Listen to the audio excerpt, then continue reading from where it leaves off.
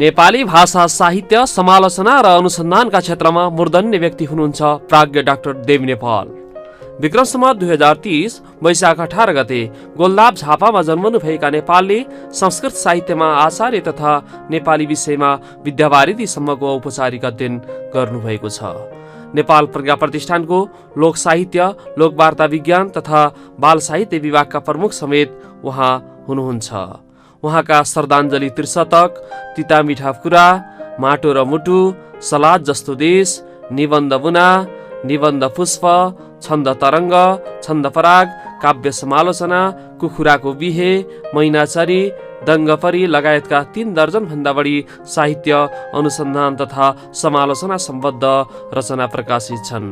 विद्यालय तहदेखि विश्वविद्यालय तहसम्मका विविध रचना तथा पाठ्यपुस्तक सम्बद्ध रचनाहरू पस्कनु भएका उहाँले पछिल्लो समय साहित्य अनुसन्धान, रचना लेखन, चलचित्र लेखनदेखि रिपोर्ताजसम्मका विविध विधाहरू समेटेर लेखन शिल्प नामक रचना ग्रन्थ प्रकाशित गरी आफूलाई बहुआयामिक व्यक्तित्वका रूपमा परिचित गराउन सफल हुनुहुन्छ। राष्ट्र, राष्ट्रियता, संस्कृति, सभ्यतालाई विश्व समुदायमा पुर्याउन सक्नुपर्छ। हाम्रो सभ्यता सुदीर्घ रहेको छ, विश्वलाई ज्ञान सिकाउने विषय हामीमा छ भन्ने धारणा उहाँमा छ। सदा सरल, सादगी अनि रचनात्मक जीवन जिउन चाहने उहाँको व्यक्तित्व सबैका लागि अनुकरणीय छ। उहाँका हरेक रचना राष्ट्रका पक्षमा बोल्छन्, संस्कृतिका पक्षमा बोल्छन्, सभ्यताका पक्षमा बोल्छन् भने प्रदूषित संस्कृतिलाई सदा अन्त्य गर्नुपर्छ भन्दै पाठ पढाउँछन्। यस्ता सृजनाका महारथी भागीरथ गङ्गालाई युवा वर्ष मोती पुरस्कार, शुभ प्रभात काव्य सम्मान, अविरल साहित्य सम्मान, शुक्ला साहित्य सम्मान, शारदा कोइराला साहित्यवाणी पुरस्कार, छन्दरथी सम्मान, ज्योति स्रष्टा सम्मान, भानु उत्कृष्ट सम्मान पुरस्कार लगायतका 2 दर्जन भन्दा बढी राष्ट्रिय र अन्तर्राष्ट्रिय सम्मानद्वारा सम्मानित गरिएको पाइन्छ। हाल भक्तपुरको लोहकिन थलीमा बसोबास गर्दै आउनुभएका महान स्रष्टाबाट साहित्यानुरागी व्यक्ति भावक मात्र नभएर अन्य विद्यालयदेखि महाविद्यालयसम्म अध्ययन र अध्यापन गर्ने व्यक्ति अत्यन्त लालायित र प्रशंसित हुनुहुन्छ। राज्यबाट पनि यस्ता सृजनाका मुहानलाई राष्ट्र निर्माणको मूलधारमा जोड्न बिर्सनु हुँदैन। चिम्ली लोचन दीर्घकाल तपमा खोलेर वासन्तिका, नाच्दी सुन्दर तालले पवनमा देखि फुलेकी लता। बिर्से झै भनको तिमी यति भनी गौरी रुलाइकन, मुस्काएर फुल्याउँदा शिवदिउन कल्याणको चुम्बन। राष्ट्र, राष्ट्रियता, सभ्यता र संस्कारको सङ्गम बागमती टेलिभिजन। समादरणीय दर्शकबिन, कार्यक्रम सभ्यतामा स्वागत छ। म माधव भुसाल।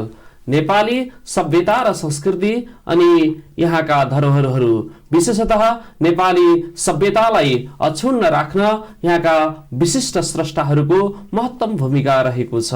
र आजको सन्दर्भमा र आजको विशेष गरेर आजको अङ्कमा हामीले लामो समयसम्म विद्यालय तहदेखि विश्वविद्यालयसम्मका विविध पुस्तकहरू सृजना गर्नुहुने अथवा लेखन गर्नुहुने अथवा साहित्यिक सृजना गर्नुहुने, समालोचना गर्नुहुने विशिष्ट स्रष्टा नेपाल प्रज्ञा प्रतिष्ठानका प्राज्ञ डाक्टर देवी नेपाल हामी माझ हुनुहुन्छ।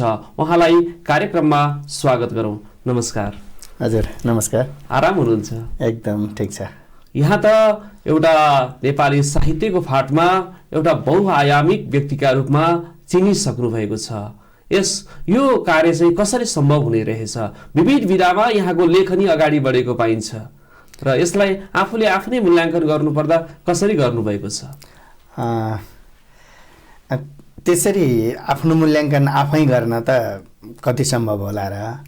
मैले चाहिँ जे जति काम गरिरहेको छु यसलाई चाहिँ मैले एउटा कर्तव्य सम्झेर अगाडि बढिरहेको छु र विविध विधा भन्दा पनि समालोचनात्मक क्षेत्रमा विभिन्न विधाका विधागत स्वरूप, सैद्धान्तिक पक्ष, त्यसको प्रयोगात्मक पक्ष आदिका बारेमा मैले लेख्ने गरेको हुँ भने सृजनात्मक पक्षमा त मेरो कविता क्षेत्र नै विशेष हो। कविता, गीत, गजलहरू नै विशेष हुने गरेका छन् र बाल साहित्यमा पनि यिनै पक्षहरू केही फुटकर रूपमा बालकथाहरू, बाल निबन्धहरू सिर्जना भए पनि बढीभन्दा बढी बाल कविता, बाल गीत र बालकाव्यहरूकै सिर्जनामा म लागिरहेको छु भने अन्य विधाहरूको बारेमा चाहिँ समालोचनात्मक दृष्टिकोण राख्ने क्रममा त्यस विधाको सैद्धान्तिक र प्रयोगात्मक सन्दर्भको चर्चा गर्ने गरेको हुँ। पछिल्लो समय यहाँको लेखन शिल्प नामक पुस्तक या ग्रन्थ अहिले बजारमा आएको छ र धेरै पाठकहरूले अथवा साहित्यानुरागी व्यक्तिहरूले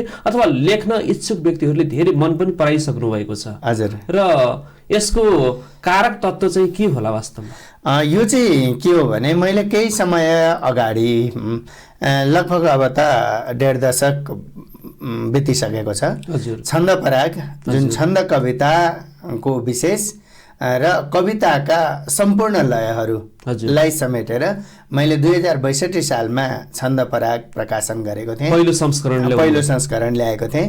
त्यसले धेरैजनाले त्यसको सकारात्मक प्रतिक्रिया दिनुभयो र त्यसले चाहिँ कवि बन्नका लागि कविता लेख्नका लागि एउटा प्रायोगिक मार्गनिर्देश गर्यो भन्ने किसिमको प्रतिक्रिया मैले पाइरहेको थिएँ। त्यसलाई मैले 2073 सालमा दोस्रो संस्करण निकाल्दाखेरि त्यसलाई व्यापक मैले परिमार्जन गरेँ, परिष्कार गरेँ र नेपाली कविताका 5वटा लयहरू नेपाली कवितामा प्रयोग हुने वार्णिक, मात्रिक, लोक, मुक्त र गजलका बहर 5वटाको मैले सैद्धान्तिक र प्रयोगात्मक चर्चा गरेँ। यसपछि धेरैको अपेक्षा विभिन्न विधाहरूका बारेमा लेखन शैली कस्तो हुन्छ भन्ने बारेमा आइडिया हुन्थ्यो भन्ने धेरैको अपेक्षा रह्यो। मैले समय पाइरहेको थिइनँ। यही बेलामा कारक बन्यो साहित्य पोस्ट अनलाइन पत्रिका। साहित्य पोस्ट अनलाइन पत्रिकाले मलाई नियमित स्तम्भ लेखनका लागि, साप्ताहिक स्तम्भ लेखनका लागि अनुरोध गरिसकेपछि मैले हरेक शनिबार एउटा विषयमा लेख्दै गएँ। 37 श्रृङ्खलासम्म म लगातार गएँ। 37वटा विधा, मूल विधा त्यसमा समेटिए। अनि पछि मैले कविताका ती विविध रूप अन्तर्गत अहिले नयाँ सिर्जना भएका कविताका लघुत्तम रूपमा नयाँ नयाँ रूपहरू नेपालीमा प्रयोग भएका छन्। यिनीहरू पनि अब स्थापनाको चरणमा छन्। भोलि पाठकले अथवा स्रष्टाले, समालोचकहरूले स्वीकारलान् नस्वीकारलान् अथवा त्यसले कुन बाटो लेला त्यसलाई छोडिदेऊ, आजसम्मको प्राप्ति त हो नि त भन्ने मलाई लाग्यो। र तिनीहरूलाई पनि समावेश गर्दाखेरि 50 भन्दा बढी विधाहरू एकै ठाउँमा आउने भए। अनि त्यसलाई लेखन शिल्पको नाम दिएर प्रकाशन गरियो र यसमा यस कृतिभित्र भनेको कविताको मात्रै नभएर आख्यानका विविध रूपहरू अनि निबन्धात्मक संरचनाका विविध रूपहरू हुँदै हुँदै धेरै व्यक्तिहरू जो अनुसन्धान गर्न चाहनुहुन्छ उहाँहरूले चाहिँ अनुसन्धान प्रस्ताव कसरी लेख्ने भन्नुहुन्छ। हजुर। अनि त्यो अनुसन्धान प्रस्ताव यसरी तयार गर्ने मैले त्यसमा राखिदिएँ। पछि जब अनुसन्धान गरिसक्नुहुन्छ अनि त्यो थेसिस निर्माण गर्ने बेलामा यसको ढाँचा कस्तो हुन्छ, कहाँदेखि के राख्नुपर्छ त्यो पनि मैले त्यसैमा समावेश गरिदिएँ। अनुसन्धानात्मक लेखहरू अहिले एकदम विशेष विज्ञ समीक्षित पत्रिकाहरूले माग गर्छन्। त्यो कसरी लेख्ने भन्ने कुरा आउँछ। यसरी बनाउने भनेर मैले त्यसको सैद्धान्तिक र प्रयोगात्मक ढाँचा प्रस्तुत गरेँ र लेखन शिल्प तयार भयो।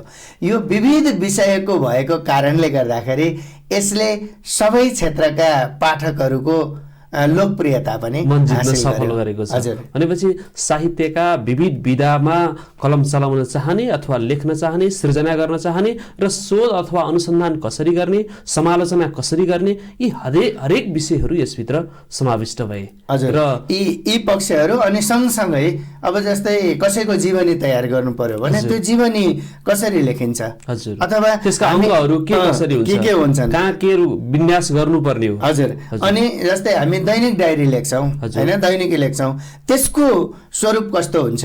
अनि अहिले पछिल्लो समय रिपोर्टाजको कुरा पनि आयो, यसलाई पनि यहाँले अहिले पाठ्यक्रम विकास केन्द्रले यो कक्षा 11 र 12 मा रिपोर्टाज राखेको छ। त्यो रिपोर्टाज कतिपय विद्यार्थीले त त्यो सुनेकै थिएनन्, शिक्षकहरूले पनि त्यो सामग्री पाइरहेका थिएनन्। त्यो बेलामा यसको बारेमा पनि जानकारी दिनुपर्छ भनेर मैले त्यसको सैद्धान्तिक पक्षदेखि लिएर उदाहरण समेत प्रस्तुत गरेँ। सामान्यतया के रहेछ रिपोर्टाज भनेको अहिले पछिल्लो समय? यो यसलाई चाहिँ अब छोटोमा भन्दा यो चाहिँ पत्रकारिता र साहित्यको मिश्रण हो। हजुर, सम्मिश्रण हो। एउटा पत्रकार साहित्यिक अनुभूति भएको साहित्यिक क्षमता भएको पत्रकारले कुनै ठाउँको रिपोर्टिङ गर्दाखेरि अनुभूतिलाई पनि मिश्रित गर्दै प्रस्तुत गर्यो भने त्यो चाहिँ रिपोर्टाज बन्छ। त्यसको परम्परा अब अन्य साहित्यमा भनौँ पाश्चात्य साहित्यमा त अलि लामै हो, त्यो दोस्रो विश्वयुद्धदेखि नै जोडिएर आउँछ। तर नेपालीमा चाहिँ त्यो एकदमै नयाँ बनेर आएको थियो। त्यसलाई सैद्धान्तिक स्वरूप दिने काम पाठ्यक्रम विकास केन्द्रले पाठ्यपुस्तकमा राखिसकेपछि केही चर्चा भइरहेको थियो, एकै ठाउँमा आएको थिएन। अनि त्यसलाई पनि बाहिर ल्याउनुपर्छ भनेर मैले यहाँको अध्ययन अनुसन्धान धेरै लामो समयको तपस्या साधनाले चाहिँ यो एउटा प्रकाशनमा आयो। हजुर, अब यो बिचमा हामी अगाडि बढ्ने नै छौँ, हाम्रो संवादलाई अगाडि बढाउने नै छौँ। यहाँले बागमती सभ्यतासँग सम्बन्धित पक्कै केही सिर्जना यहाँसँग हुन्छन्, बागमती सभ्यतासँग यहाँ लामो समयदेखि परिचित पनि हुनुहुन्छ। यो बिचमा त्यो सुन्छौँ अनि पुनः हामी संवादलाई जोड्नेछौँ। हजुर, धन्यवाद। र एउटा यति मिठो संयोग मिलेको छ, मलाई एकदम खुसी लागेको छ। यो टेलिभिजन बागमती, हजुर, अनि कार्यक्रम सभ्यता, त्यो बागमती सभ्यता चाहिँ यस्तो मिथ बनेर आउने गर्छ, यस्तो परम्परा जोडिएर आउने गर्छ। त्यहाँ एउटा सुदीर्घ गौरव लुकेर बसेको छ। त्यो कुरालाई मैले केही समय अगाडि, केही वर्ष अगाडि नै बागमती सभ्यता शीर्षकमा नै एउटा कविता लेखेको थिएँ। आज त्यो यस्तो संयोग मिल्यो कि बागमती टेलिभिजनको सभ्यता कार्यक्रममा यो अभिधामा होस् अथवा व्यञ्जनामा होस्, यसले एउटा विशेष अर्थ राख्छ भन्ने मलाई लाग्छ। म त्यही कविता यहाँ प्रस्तुत गर्ने अनुमति चाहन्छु। यो पञ्चचामर छन्दमा छ, बागमती सभ्यता। यहाँको स्वर पनि त्यस्तै रहेको छ।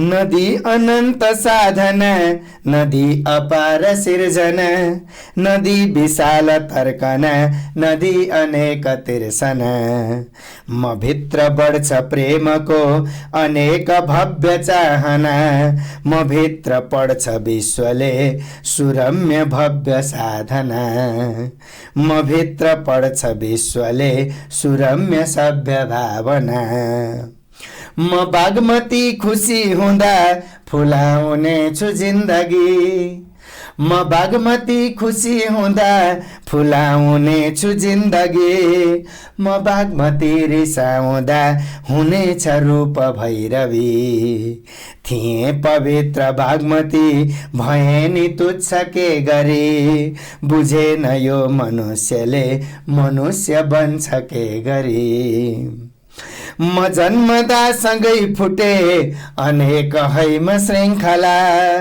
म फैलदा सँगै उठे प्रबुद्ध स्नेह सभ्यता, हिमालको विशालता पहाडको गभीरता, मधेसको समानता चुमेर छर्छु सभ्यता, प्रभातमा हिमालले झुकेर रूप हेर्दछ र साँझमा रविन्द्रले मुहार चित्र फेर्दछ, बगाउने छु दोष त्यो छ स्वार्थमा कुनै जना, बगाउने छु दोष त्यो छ स्वार्थमा कुनै जना, सजाउने छु प्रेमले मनुष्यको सधैँ मन, सजाउने छु प्रेमले मनुष्यको सधैँ मन, पिएर अग्नि कण्ठमा निकाल्छु स्नेहको जला, छरेर सभ्यता नयाँ,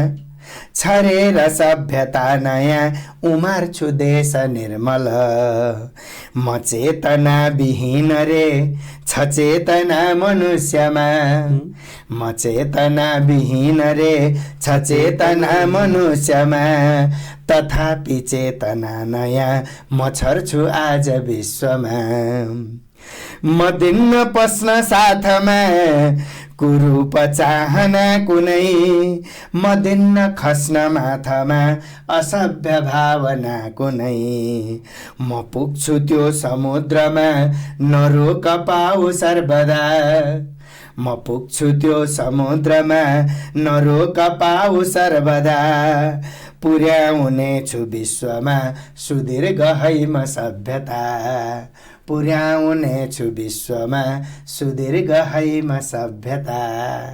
धन्यवाद। अति मिठो अनि अर्थपूर्ण र बागमतीले एउटा चाहना, बागमतीको चाहना त्यस किसिमको रहेको छ, सुदीर्घ एउटा परम्परालाई स्थापित गर्नेछु, सभ्यतालाई एउटा सधैँ अक्षुण्ण राख्नेछु भन्ने किसिमको भाव पक्कै पनि यसभित्र रहेको थियो र त्यसलाई जोगाउने कर्तव्य हामीभित्र रहेको छ।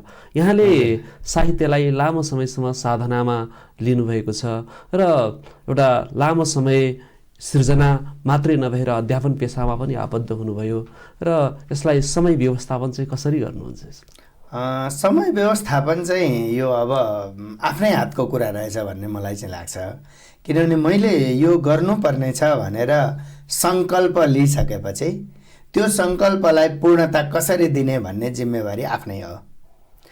मैले आज यो काम गर्नुपर्ने छ भनेपछि केही भोग त्याग्नु पर्ला, केही निद्रा त्याग्नु पर्ला, केही अन्य पक्षहरू त्याग्नु पर्ला, तर त्यो काम पूर्णता दिनुपर्छ भन्ने सङ्कल्प नै प्रमुख बनेर आउने गर्दछ। त्यसैले मैले चाहिँ जुन काम जसरी जुन समयमा गर्नुपर्ने हो त्यसलाई मैले सम्पन्न गर्नुपर्छ भनिसकेपछि समय त्यही अनुसारको व्यवस्थापन गर्ने गरेको छु। अनि यहाँले त्यो बाल मनोविज्ञानलाई चाहिँ कसरी प्रस्तुत गर्नुभएको छ? एक किसिमले अहिलेको नवपुस्तालाई पनि साहित्य सृजनातर्फ आकर्षण पनि गर्नुभएको छ र बाल मनोविज्ञान अथवा बाल साहित्यलाई पनि बढी मात्रामा प्राथमिकता दिएर सृजना गरेको पाइन्छ। अब यो चाहिँ कस्तो होला? बाल मनोविज्ञान कुन रूपमा यहाँका रचनामा प्रस्तुत हुने गर्छन् र नवपुस्तालाई साहित्य सृजनामा आउने एउटा वातावरण सृजना गर्नका लागि राज्यले अथवा प्रज्ञा प्रतिष्ठानले के कस्ता कार्यक्रमहरू अगाडि बढाउँदै ल्याएको छ? अब यसमा दुईटा सन्दर्भ जोडिने भयो। एउटा मेरो सृजनात्मक पाठ हो र अर्को अहिले मैले वहन गरिरहेको जिम्मेवारी। मेरो सृजनात्मक पाठ हो। मैले जहिले पनि भन्ने गरेको के भने बालबालिकालाई उपदेश दिने होइन, हजुर, बालबालिकालाई देखिएका वस्तुहरूबाट एउटा कलात्मक प्रस्तुति दिएर अनि उनीहरूलाई जीवनबोध गराउने, जीवन सिकाउने कार्यशैली सिकाउने हो।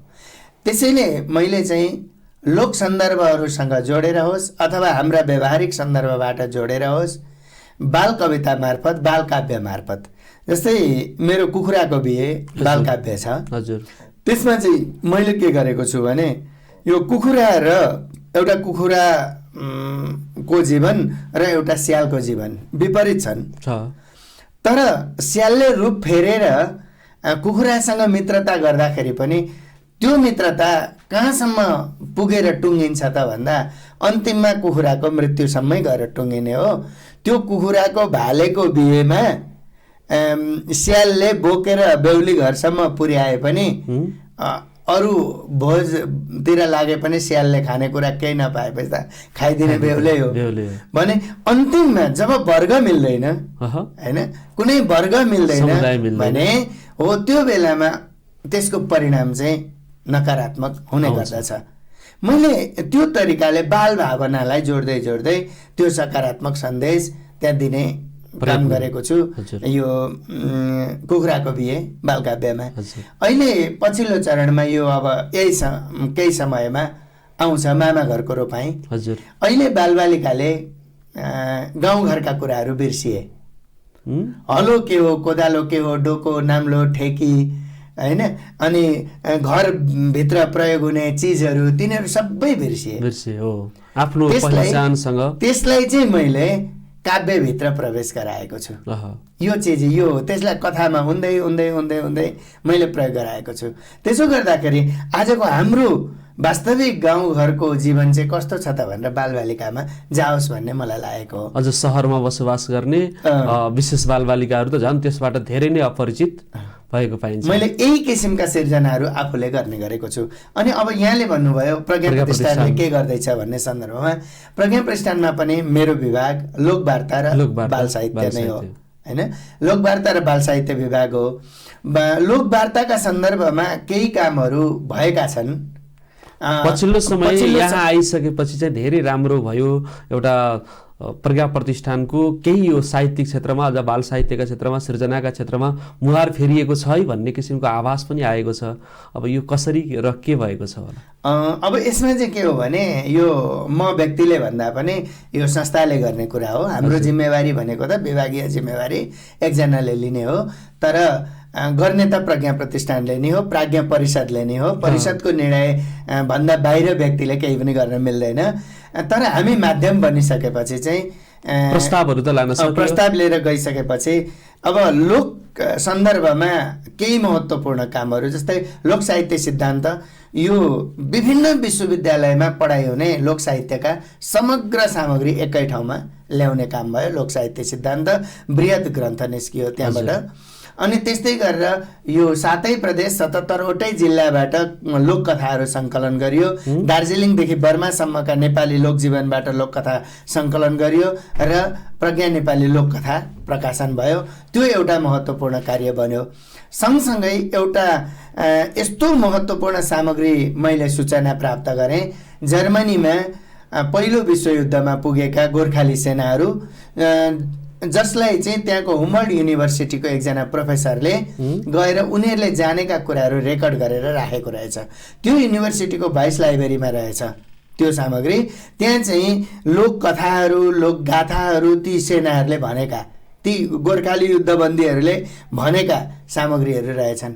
त्यो थाहा पाइसके पछाडि भियना युनिभर्सिटीमा रहेकी डाक्टर अलका आत्रेय उहाँलाई अनुरोध गरेर उहाँले त्यो रिपोर्ट गरेर यहाँ ल्याइदिनु भयो। अनि गोर्खाली युद्धबन्दीका लोकभाका र कथा कृति प्रकाशन गरियो। यो चाहिँ मलाई एकदम गर्वबोध गर्ने एउटा पाटो लागिरहेको छ। सँगसँगै लोकविश्वासहरूको यति धेरै प्रयोग छन्, हामी घाँटी छुने बित्तिकै फु गर्छौँ। त्यसको व्यावहारिक पाटो के हो, वैज्ञानिक पाटो के हो, हामी त्यता जाँदैनौँ, तर त्यसलाई प्रयोग गरिरहेका हुन्छौँ। वैज्ञानिकता के छ त्यो भित्र? यस्ता सामग्रीहरू खोजी गर्दा कति रहेछन् भनेर खोजी गर्न थाले 700 भन्दा बढी सामग्रीहरू प्राप्त भए। नेपाली लोकविश्वास भनेर त्यो कृति प्रकाशन भयो। हाम्रो लोकजीवनमा विभिन्न जातिमा रामकथाहरू प्रचलित छन्, रामायणका कथाहरू प्रचलित छन्। मेचीदेखि महाकालीसम्म, पूर्वमा सङ्गिनी, सुदूरपश्चिमतिर चाँचरी, यसो गर्दै गर्दै अनि थारू समुदायमा राम वियागरा भन्दै मैथिली समुदायमा विभिन्न समुदायमा छन्। अनि नेपाली लोक रामायणका विविध रूप त्यो पनि प्रकाशन गरियो। यसो गरेर लोक वार्ता विभाग अन्तर्गतबाट यी कामहरू भयो भने बाल साहित्यमा म प्रज्ञा प्रतिष्ठानमा जाँदासम्म पनि त्यहाँबाट 11वटा पत्रिकाहरू निस्किन्थे, तर बाल लक्षित पत्रिका थिएन। हजुर, मैले बाल साहित्य विभाग सम्हाल्ने बित्तिकै मैले एउटा प्रस्ताव लिएर गएँ प्राज्ञा परिषदमा, बालबालिकाका लागि आवश्यक एउटा पत्रिका प्रकाशन गरौँ नियमित रूपमा। प्राज्ञा परिषदले सहर्ष स्वीकार गर्यो र प्रकाशन सुरु भयो। बाल प्रज्ञा सुरु भयो। बाल प्रज्ञाभित्र देशभरिका र विदेशमा भएका नेपाली बालबालिकाहरू समेटिए र त्यो नियमित प्रकाशन भइरहेको छ। अब त्यसको 5औं अङ्क अब आउँदैछ। प्रतिक्रिया कस्तो आउँदैछ? अत्यन्तै राम्रो, किनभने प्रज्ञा प्रतिष्ठानमा बालबालिकाहरू सृजनात्मक रूपमा प्रवेश गर्न पाएका थिएनन्।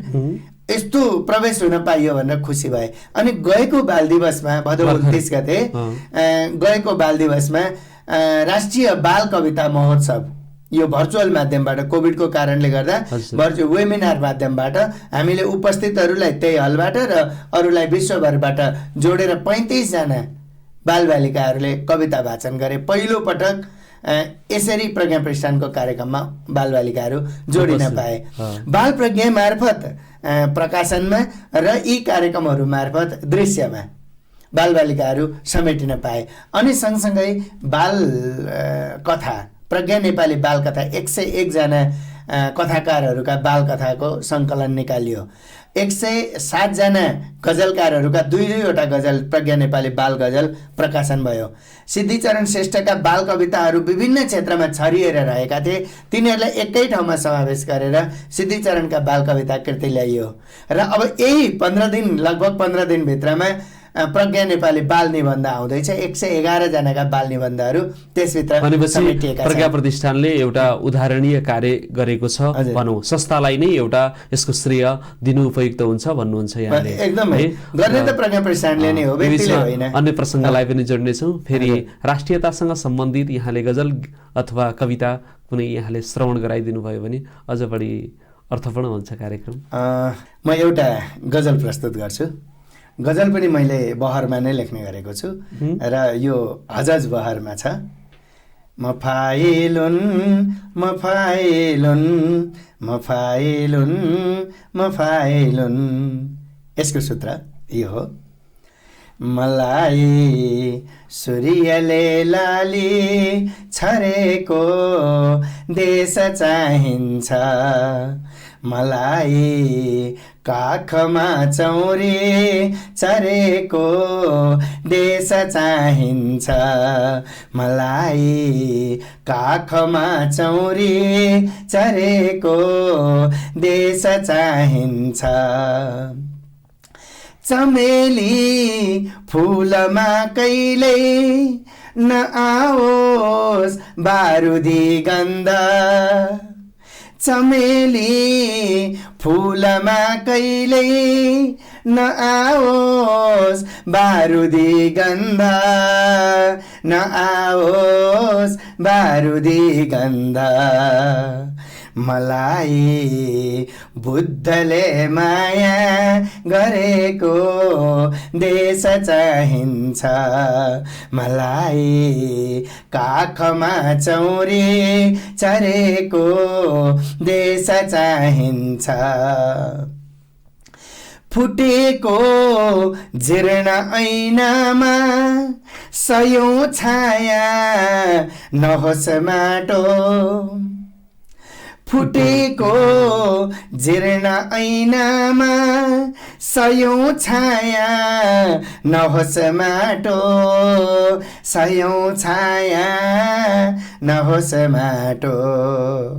मलाई पूर्ण ऐनामा सरेको देश चाहिन्छ, मलाई काखमा चौरी चरेको देश चाहिन्छ। मुमा अर्कै बुबा अर्कै म अर्कै देशमा होइन,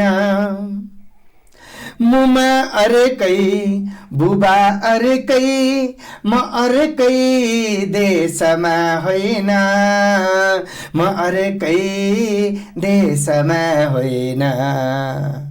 सबैका भागमा एउटै परेको देश चाहिन्छ, मलाई काखमा चौरी चरेको देश चाहिन्छ, मलाई सूर्यले लाली छरेको देश चाहिन्छ।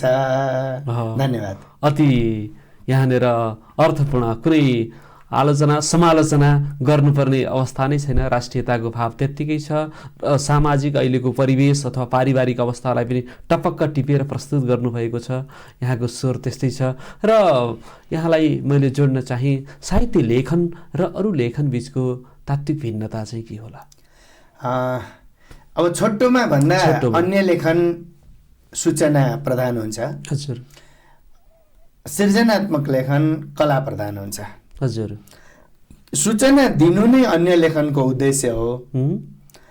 त्यो सूचनालाई कलात्मक तरिकाले, त्यसलाई रागात्मक तरिकाले बाहिर ल्याउनु, अनुभूतिसँग मिश्रण गरेर बाहिर ल्याउनु, त्यो चाहिँ कलाको काम हुन्छ, साहित्यको काम हुन्छ, जसले मन जित्छ, आह्लादित बनाउँछ। अन्य लेखनमा सूचना अथवा सत्यको उद्घाटन सूचनामूलक तरिकाले हुन्छ भने सिर्जनामा चाहिँ सूचनाको उद्घाटन सुक्तिपूर्ण तरिकाले हुन्छ।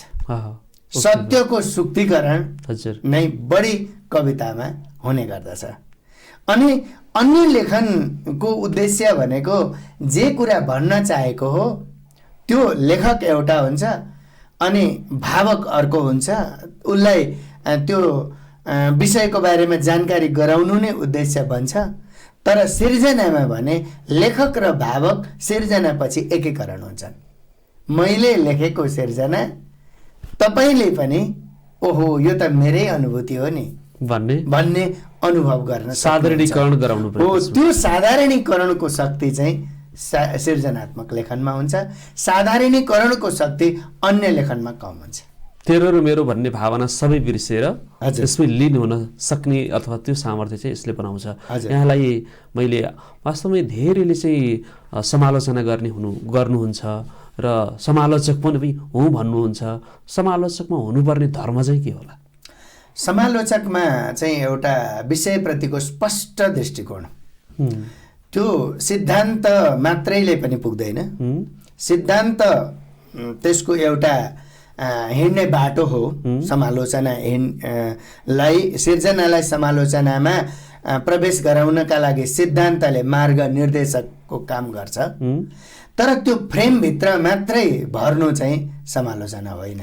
त्यसैले सृजनात्मक क्षमता भएको व्यक्तिले गरेको समालोचनामा चाहिँ बढीभन्दा बढी त्यो सिद्धान्त र सृजनात्मक कलाले न्याय पाउँछ जस्तो मलाई लाग्छ। भोलि त्यो सकारात्मक बाटोतर्फ लाग्नका लागि एउटा प्रेरक कुरा पनि त हो नि समालोचना। एकदमै। तर त्यसको लागि चाहिँ समालोचकमा निष्पक्षता हुनुपर्छ, तटस्थता। त्यो निष्पक्षता के हो भने मैले तपाईँलाई चिनेको छु, तपाईँले कृति लेख्नुभयो, माधवजी मेरो साथी, उहाँलाई चाहिँ म समालोचनाबाट प्रशंसा गरेर उठाइदिनु पर्यो भन्ने मनसाय मैले लिएँ भने त्यो सिर्जनामा न्याय हुँदैन। अथवा तपाईँसँग कुनै कारणले गर्दा मान्छे न हो मनमुटाव भएको छ, आग्रह दुराग्रहहरू होलान्, यही कृति मार्फत चाहिँ म यो व्यक्ति का सारा कुराहरू बाहिर ल्याइदिनु पर्यो अथवा नकारात्मक तरिकाले विश्लेषण गरिदिनु पर्यो भन्ने मैले सोचेँ भने त्यो बेलामा पनि सिर्जना अन्यायमा पर्छ।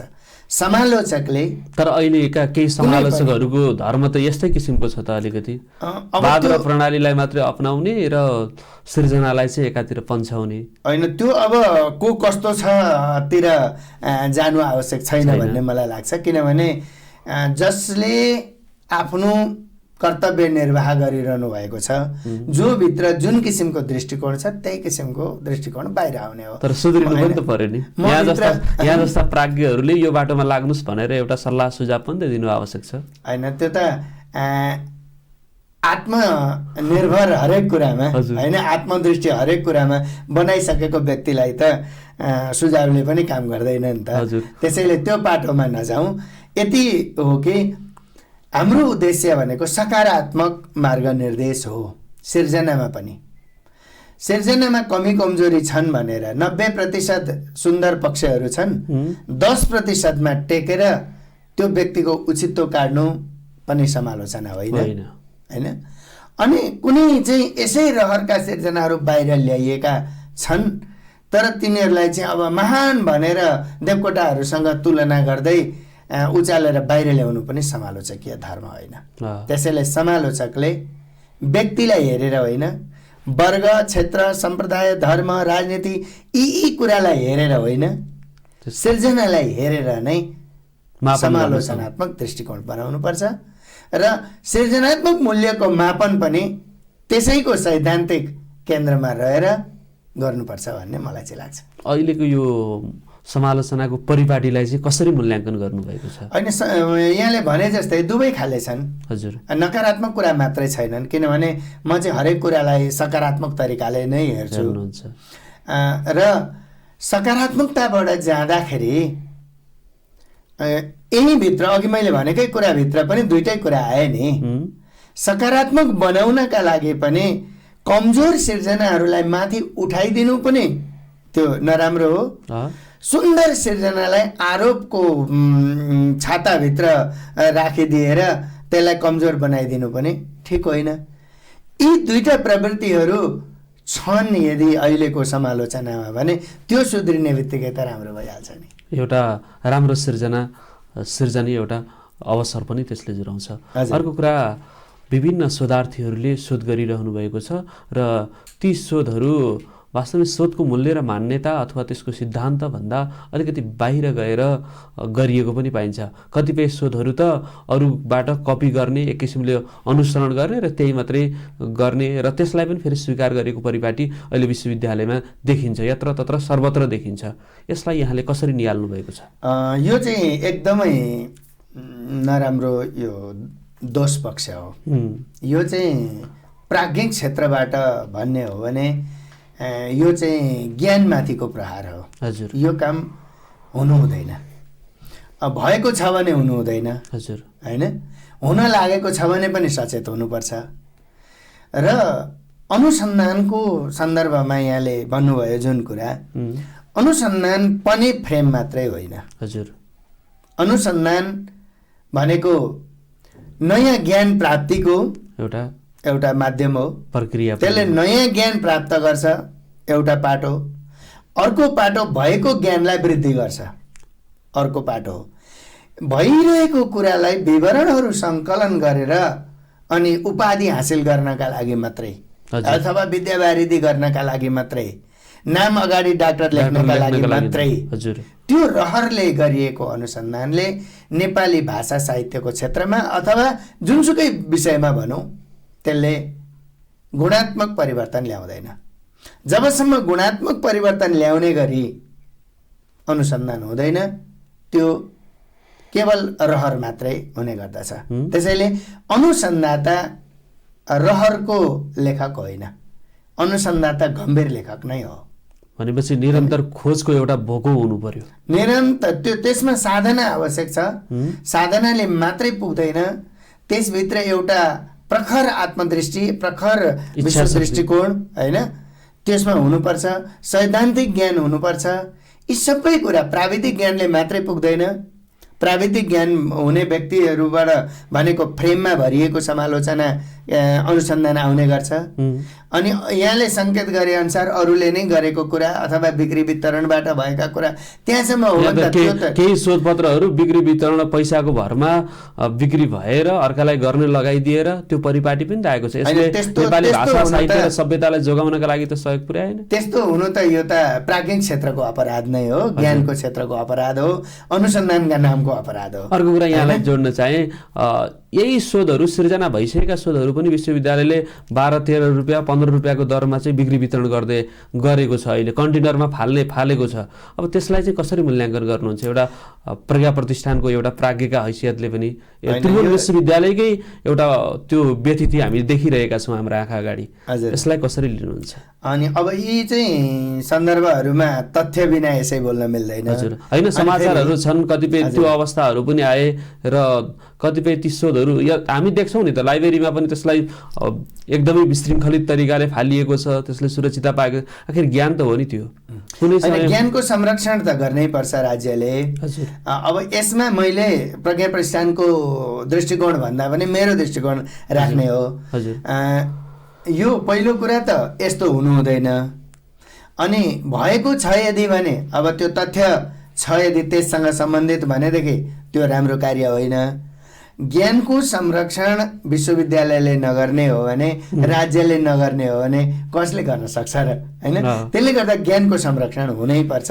जुन रूपमा अनुसन्धानहरू भएका छन् तिनीहरूलाई एउटा राज्यको सम्पत्तिको रूपमा, राष्ट्रको सम्पत्तिको रूपमा तिनीहरूलाई संरक्षण गर्नैपर्छ भन्ने मेरो मान्यता हो। अनि हाम्रो कार्यक्रम नि सभ्यता भएका कारणले यहाँले सभ्यताका विषयमा त रचना फस्किसक्नु भएको छ। नेपाली सभ्यता चाहिँ के होला? हामी सबै स्रष्टाहरूलाई अतिथिहरूलाई सोध्ने गरेको प्रश्न पनि हो, यहाँलाई पनि राख्यौँ। नेपाली सभ्यता केमा छ होला? नेपाली सभ्यता यसको त सुदीर्घ परम्परा छ। यो ज्ञानभूमि हो। हजुर, यो तपोभूमि हो। यो त युगौँ युगमा जुन समयमा विश्व ज्ञान खोजिरहेको थियो, विश्व अँध्यारो थियो, त्यो समयमा यहाँ ज्ञानको ज्योति बलिसकेको थियो। यो भूमिमा, यो देवभूमि, यो पुण्यभूमिमा ज्ञानको ज्योति बलिसकेको थियो। ऋषिमुनिहरू तपस्या गर्दै ज्ञानको उत्पादन गरिरहेका थिए यो क्षेत्रमा। र यही क्षेत्रमा प्राप्त ज्ञानलाई विश्वले लगेर विज्ञानसँग जोडेर प्रस्तुत गर्यो। अनि पश्चिमी मुलुकहरूबाट आएका कुराहरू चाहिँ महान बन्दै आए। तर हाम्रै भूमिमा उत्पत्ति भएका एउटै मात्रै उदाहरण यहाँलाई भनौँ, यही क्षेत्रमा वेदको निर्माण भयो, पुराणको निर्माण भयो। पुराणले हजारौँ वर्ष अगाडि 10 अवतारको कुरा गरिरहेको थियो। 18औं-19औं शताब्दीतिर आइपुगेपछि डार्विनले त्यसलाई विकासवादमा लगेर जोडिदिए। हजुर। अनि पहिलो उत्पत्ति भनेको जलचर प्राणी हो, दोस्रो उभयचर प्राणी हो, तेस्रो स्थलचर प्राणी हो भनेर डार्विनले भनेपछि पुराणको उत्पत्ति भएको हजारौँ वर्षपछि डार्विनले भन्दाखेरि त्यो चाहिँ हामीले मान्यौँ, विश्वले मान्यो। अनि यही हामीले अमूर्त व्याख्या गरौँ। भगवानले मत्स्य अवतार लिनुभयो, कुर्म अवतार लिनुभयो, वराह अवतार लिनुभयो, अमूर्त व्याख्या गऱ्यौँ। हजुर। त्यो मत्स्य भनेको जलचर प्राणी हो पहिलो, अनि कुर्म कछुवा उभयचर प्राणी हो, वराह स्थलचर प्राणी हो। यता पुराणमा जुन व्याख्या गरिएको थियो डार्विनले त्यसैलाई नै त वैज्ञानिक सन्दर्भसँग जोडेर ल्याएका हुन् नि त। हामीले हाम्रो भूमिलाई महत्त्व दिएनौँ, अनि बाहिरबाट जे कुरा आए त्यसलाई चाहिँ महत्त्व दियौँ। यो सुदीर्घ सभ्यता, नेपाली सुदीर्घ सभ्यताको संरक्षणका लागि र यसको खोज अनुसन्धानका लागि हाम्रा गुरुहरूले, विशेष यस पूर्वीय जगतका मनीषीहरूले विशेष ध्यान दिनुपर्छ भन्ने मलाई लाग्छ।